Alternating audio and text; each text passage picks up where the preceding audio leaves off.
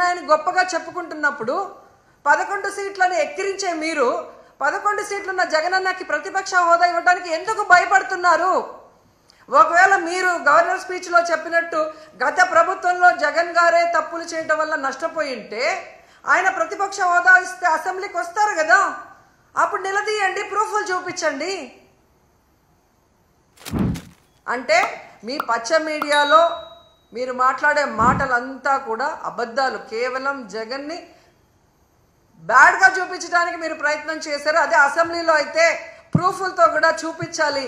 అక్కడ జగన్ ఎంత మంచివాడు, ఈ రాష్ట్రాన్ని ఎంత అభివృద్ధి చేశాడు, ఈ రాష్ట్ర ప్రజలకు ఎంత వెల్ఫేర్ చేశాడు, ఎంత డెవలప్మెంట్ చేశాడో చెప్పాల్సి వస్తుంది. కాబట్టే ఈరోజు మీరు ఆయనకు ప్రతిపక్ష హోదా ఇవ్వడానికి నిరాకరిస్తూ మేకపోతు గాంభీర్యాన్ని ప్రదర్శిస్తున్నారు అనటంలో ఎటువంటి సందేహం లేదని కూడా ఈ సందర్భంగా తెలియజేసుకుంటున్నా.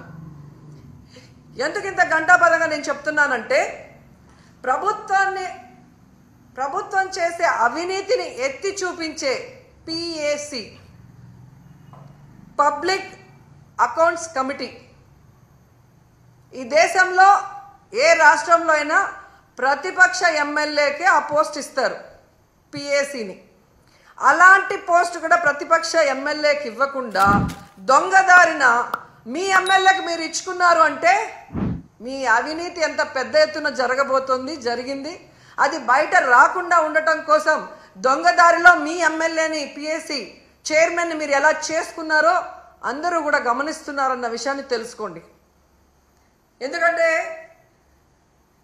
దేశంలో ఏ రాష్ట్రంలో లేనటువంటి విధంగా ఈరోజు ఈ PAC చైర్మన్ని మీరు తీసుకోవటం అనేది చూస్తుంటే, గతంలో ఎక్కడో విన్నాను తాలిబన్ల పాలనలో మాత్రమే ఇలా జరిగిందని, తర్వాత నారా చంద్రబాబు నాయుడు గారి పరిపాలనలోనే ఇలా జరిగింది అనేది చరిత్రలో చరిత్రహీనుడిగా మీరు నిలిచిపోతున్నారని కూడా ఈ సందర్భంగా తెలియజేసుకుంటున్నా.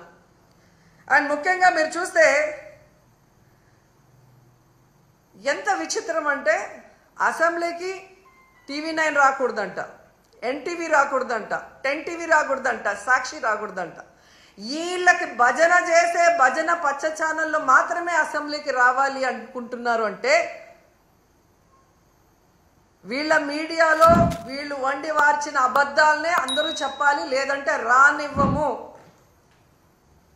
అని వీళ్ళ రెడ్ బుక్ రాజ్యాంగం ఈరోజు మనకి స్పష్టంగా కనిపిస్తుంది.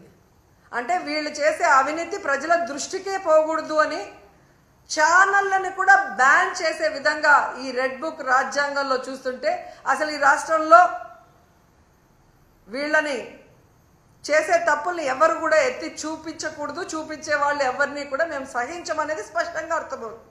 ప్రతిపక్ష హోదా జగనన్నకి ఇవ్వరు, PAC చైర్మన్ ప్రతిపక్ష ఎమ్మెల్యేకి ఇవ్వరు, వీళ్ళు చేసే తప్పుల్ని ఎత్తి చూపించే ఛానళ్ళని అసెంబ్లీలోకి రానివ్వరు, గవర్నర్ గారితో కూడా అబద్ధాలు చెప్పిస్తారు.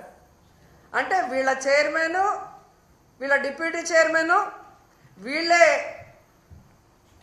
CM, వీళ్ళే డిప్యూటీ CM, అంతా వీళ్ళ భజన బ్యాచ్ పచ్చ ఛానల్. అంటే ఏ విధంగా ఈ రాష్ట్రంలో ప్రజల్ని ఎన్నికల ముందు మభ్యపెట్టారో అది కంటిన్యూ చేస్తూ ఆ ప్రజల్ని అలా మోసం చేసుకుంటూనే ముందుకు వెళ్ళడానికి వీళ్ళ ప్రణాళికలు ఇక్కడ స్పష్టంగా అర్థం.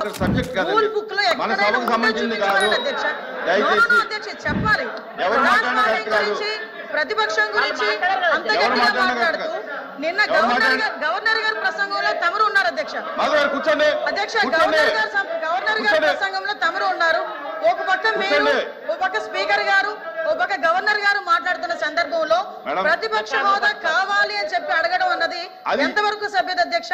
వీళ్ళు సభ్యత సంస్కారాల గురించి మాట్లాడుతున్నారేంటి అధ్యక్ష? ప్రతిపక్ష హోదా అనే విషయం ఈ సభకు సంబంధించింది కాదు. అది ఆయన మాట్లాడారు అధ్యక్ష. ఎవరు మాట్లాడినా ఆయన మాట్లాడారు, చెప్పాలి. ఎవరు మాట్లాడినా ప్రజలు ఇవ్వలేదు. ఈ రోజు చంద్రబాబు నాయుడు గారు, పవన్ కళ్యాణ్ గారు, గవర్నర్ గారు ఇచ్చింది కాదు అది. ప్రజలు ఈ రోజు ప్రతిపక్ష హోదా ఇవ్వలేదు. మీరే ఒకనొక సందర్భంలో అధికారంలో ఉండేటప్పుడు అట్నుంచి తీసుకుంటే ప్రతిపక్ష హోదా పోతుందని చంద్రబాబు నాయుడు గారు పోతుందని మాట్లాడారు. మరి ఆ రోజు రూల్ అండ్ రెగ్యులేషన్స్ తెలీదా? ఆ రోజు సత్యబాబు గారు పెద్ద ఆయన సభలో ఉన్నారు అధ్యక్ష. అర్థం చేసుకోవాలి అధ్యక్ష. ఎక్కడ పడితే అక్కడ దీని గురించి మాట్లాడితే మేము మాట్లాడతాం.